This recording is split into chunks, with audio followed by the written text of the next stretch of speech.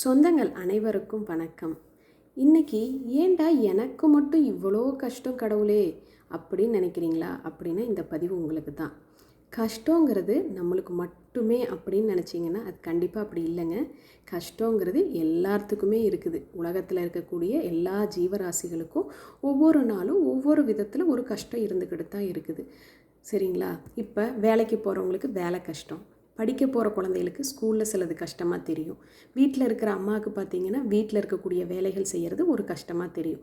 இப்படி ஒவ்வொருத்தருக்கும் ஒவ்வொரு ரூபத்தில் ஒவ்வொரு வேலைகள் கஷ்டமாக தான் இருக்குது. கஷ்டங்கிறது ஒரு மனிதனுக்கு ஒருத்தருக்கு மட்டுமே கடவுள் கொடுக்குற பனிஷ்மெண்ட் கிடையவே கிடையாது. எல்லாருமே நம்ம வாழ்க்கையில் கஷ்டப்பட்டு தான் ஒரு கட்டத்திலேருந்து இன்னொரு கட்டத்துக்கு நகர்ந்து செல்ல முடியுங்க. குழந்தை கஷ்டப்பட்டு படித்தாதான் மேலே வர முடியும்.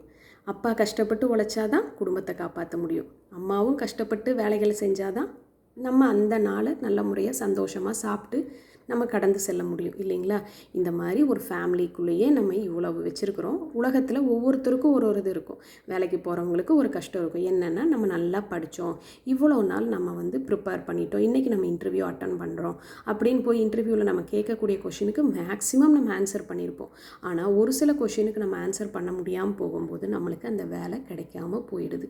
அட கடவுளே, நான் எவ்வளோ கஷ்டப்பட்டு இதுக்கு ப்ரிப்பேர் பண்ணேன், எனக்கு வேலை கிடைச்சிரும்னு நினச்சேனே, இப்படி ஆயிடுச்சே அப்படின்னு நினச்சி அந்த பிரச்சனைக்குள்ளேயே உட்காந்து அந்த நாள் பூரா அதை யோசித்து, இல்லை இனி எனக்கு வேலையே கிடைக்காது அப்படிங்கிற ஒரு நெகட்டிவான ஃபீலிங்க்கு போகாமல், ஆமாம் நான் இவ்வளோ தூரம் ஆன்சர் பண்ணி இவ்வளோ தூரம் நான் அந்த இடத்த நான் கடந்து வந்துட்டேன், ஏன் நான் இன்னும் கொஞ்சம் நல்லா ப்ரிப்பேர் பண்ணியிருந்தேன் அப்படின்னா கண்டிப்பாக நான் சக்ஸஸ் ஆகிருக்கிறதுக்கு எனக்கு வாய்ப்பு இருந்திருக்கும் அப்படிங்கிற ஒரே ஒரு நிலைமையை நம்ம உணர்ந்துட்டோம் அப்படின்னா நம்ம சக்ஸஸ் ஆகிடலாங்க.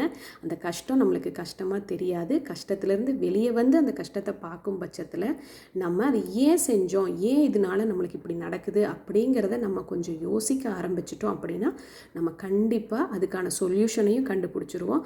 மனுஷன் அப்படித்தான். கண்டிப்பாக நீங்களும் ட்ரை பண்ணுங்கள், உங்களாலையும் முடியும். மிக்க நன்றி.